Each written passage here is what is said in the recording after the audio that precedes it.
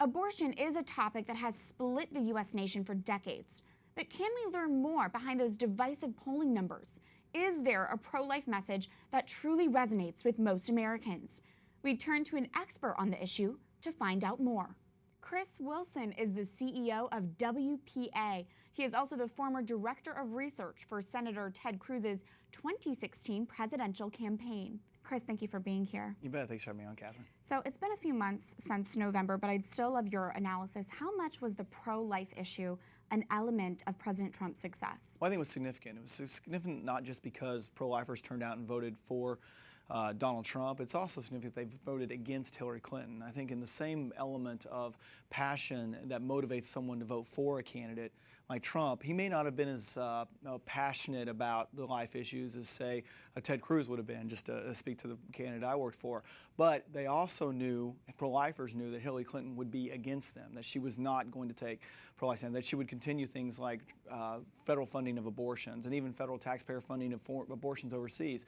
And those sorts of issues were motivational. And I know the Trump campaign smartly used those issues to try and motivate some of the voters that might have stayed home and may not have voted for Donald Trump because they were evangelicals, may have been turned off by other issues for him, hardcore, passionate pro-life Catholics. And so from that level of communication, they did a good job of targeting and turning them out. And it had a significant impact at the end of the day on Election Day and into his victory.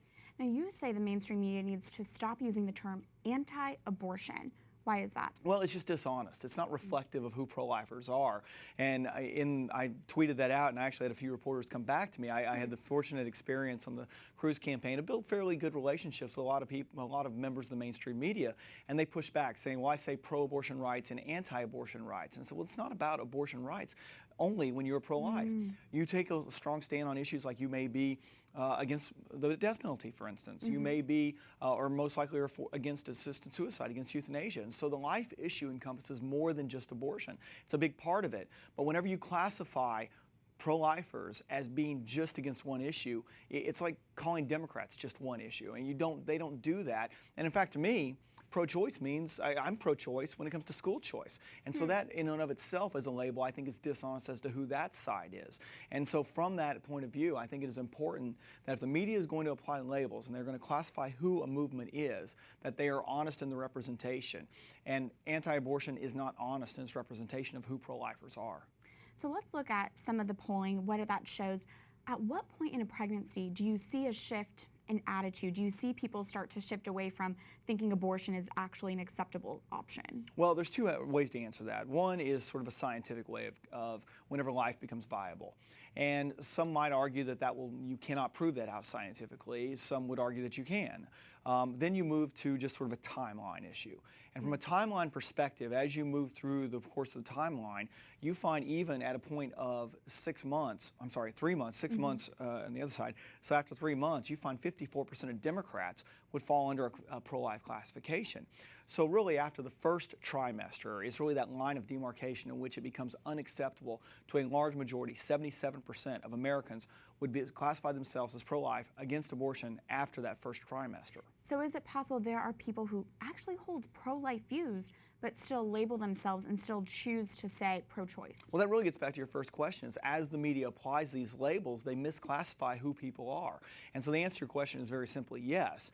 54% of people who call themselves pro-choice are against abortion after the first trimester.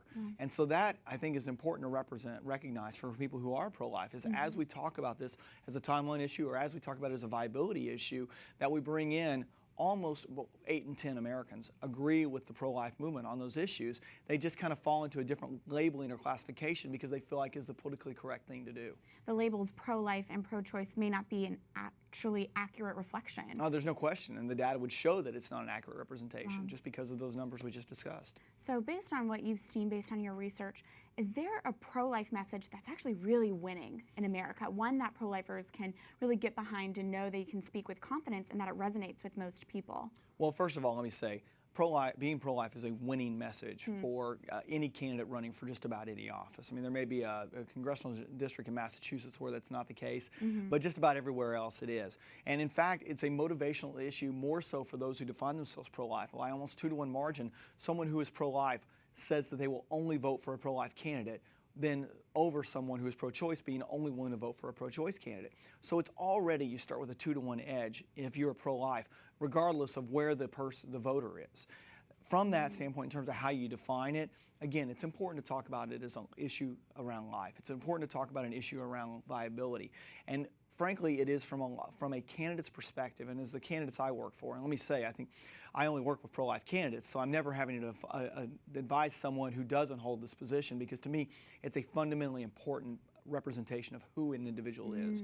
And so anyone who doesn't share my beliefs there, our beliefs there in terms of this issue, I wouldn't work for in the first place. Wow. But when I'm talking to them and trying to coach someone on how to speak to this issue, if they've got an electorate that maybe is not as pro-life as might otherwise be the case, like say if you're looking at a race in Massachusetts or in Maryland versus a race in Texas or Iowa, it's important to talk about, again, in terms of life, it's in terms of viability, in terms of timeline, because if you are able to talk about it in terms of specifics of the issue, the interesting aspect is the radicalism of the Democratic Party on this issue. They still speak of partial birth abortion as something that is acceptable.